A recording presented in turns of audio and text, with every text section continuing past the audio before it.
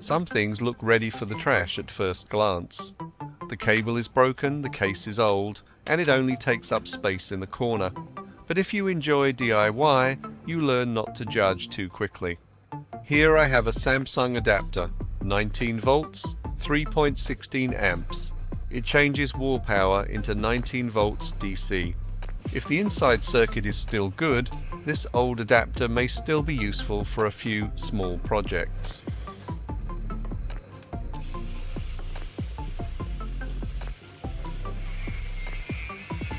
First, I check the output with a multimeter.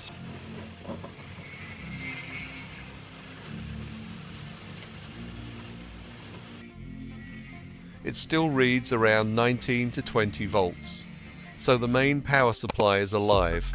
Used the right way, this adapter can power small DIY circuits.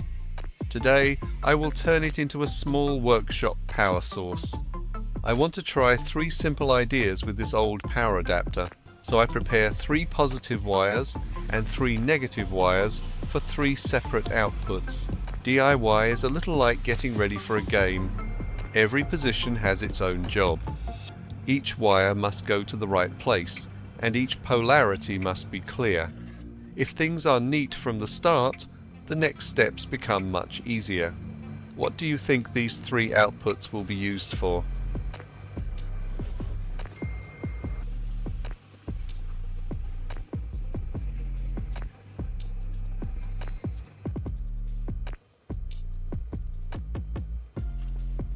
When joining electrical wires, the most important thing is to avoid exposed connections. I use heat shrink tubing for each wire group. Red is for positive and black is for negative. This makes the polarity easier to see, and it also makes the connections safer. Small electrical projects may look simple, but one wrong touch or short circuit can damage the whole circuit.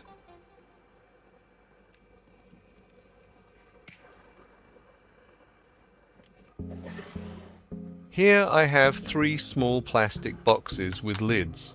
Many people would throw these away, but in a workshop they can be very useful. I make small holes on both ends so the wires can pass through. These boxes will cover the circuit boards, protect them from small bumps, and make everything look cleaner. What role do you think these little boxes will play today?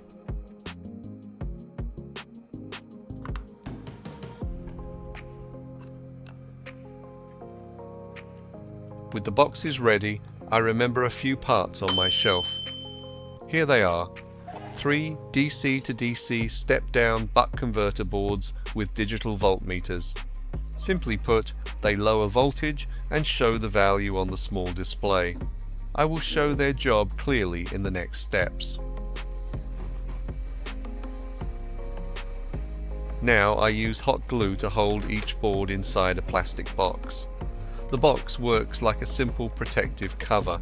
It keeps the board away from metal objects, protects it from light bumps, and makes the project cleaner. A small box can make a DIY project safer and neater.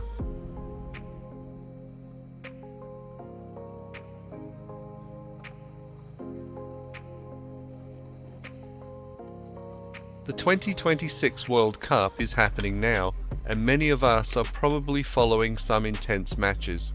Watching soccer reminds me that a strong team is not built by one star alone. Every position has to do its job. This DIY project is the same. The laptop adapter gives us 19 volts, the step-down boards lower that voltage, the plastic boxes protect the boards. The wires send power to each output. If one small part is wrong, the whole system can become unstable. So I will take this slowly, one step at a time, like a team keeping its rhythm through a long match.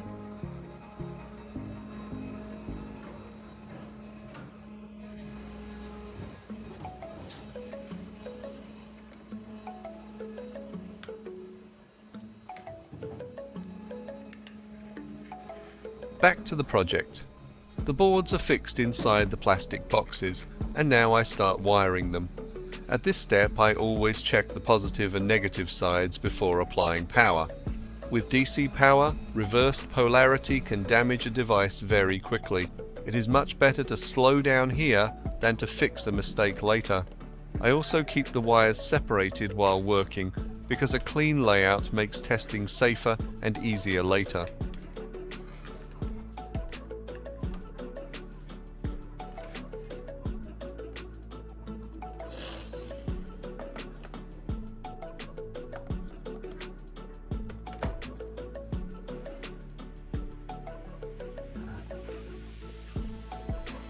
After wiring everything, all three boards show about 19.2 volts. That is close to the output voltage I measured from the laptop adapter earlier, so the power is reaching the step-down boards. From here, I can adjust each board to a different voltage for a different purpose.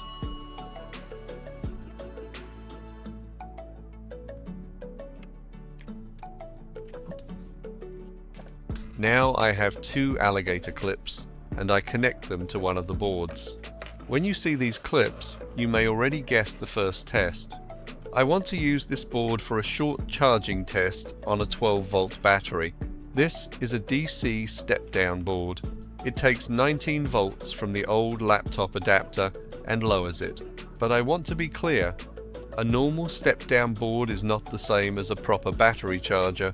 For real charging, voltage, current and safety all matter. Let us see where this small test goes.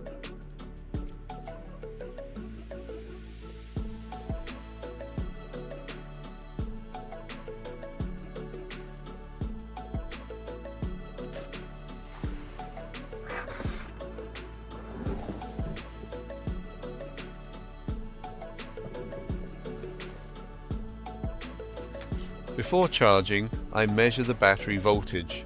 This first reading tells me its current condition. A 12-volt battery may read around 11 to 12 volts when it is low and higher after charging. Right now, it reads about 11.8 volts. I feed power from the laptop adapter through the step-down board and out to the clips for a short test. I will not claim too much yet. Let us watch it step by step.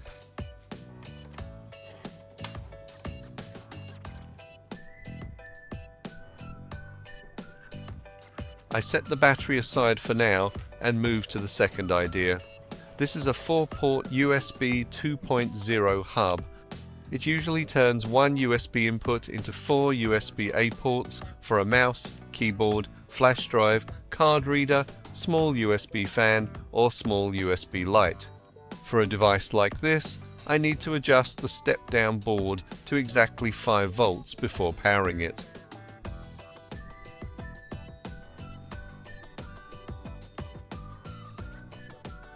Now I plug in a 4-slot lithium battery charger that uses USB power. This type is often used for loose cells like 18650 batteries, which are common in old laptop packs, rechargeable flashlights and solar lights.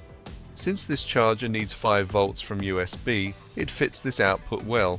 An old laptop adapter, when stepped down correctly, can become a useful power source for smaller devices.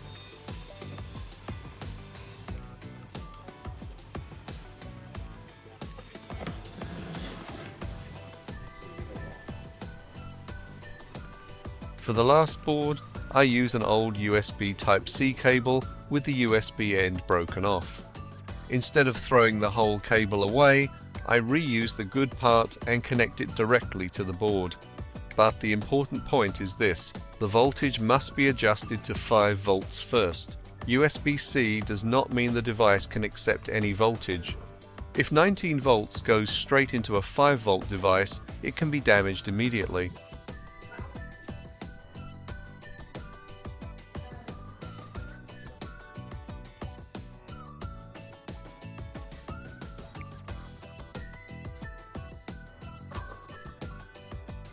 This is a AA and AAA rechargeable battery charger with a 5-volt USB Type-C input. It fits the cable I just connected. Now I plug it in and try charging some AA batteries.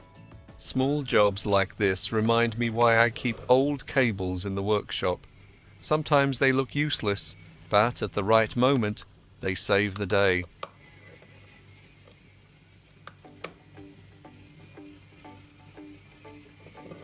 Now I arrange everything neatly and let it run for about 20 minutes. With power and battery tests, I keep it in sight, away from flammable items, and check the board temperature.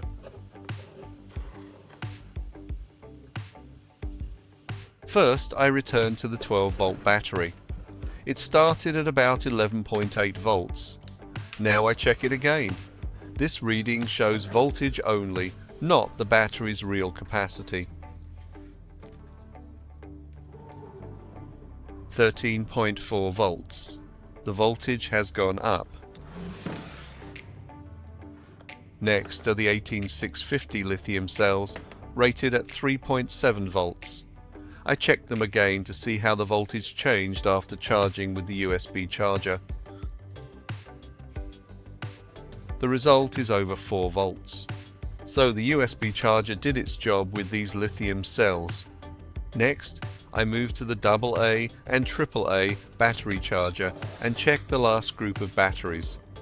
Each small part in today's project is showing its own role.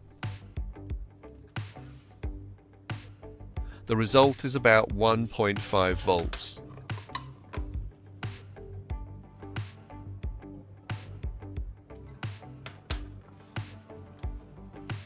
So this old laptop adapter with a broken cable now has 3 small workshop uses: a short test for a 12-volt battery, power for a USB lithium charger, and power for a AA and AAA charger. Of course, with electricity and batteries, safety comes first. A connection that works is not always safe to use carelessly. But if we check the voltage, insulate the wires, and watch the test while it runs, an old adapter can get a second life. What else would you use it for at home or in the workshop? Leave your idea in the comments and subscribe for more DIY projects.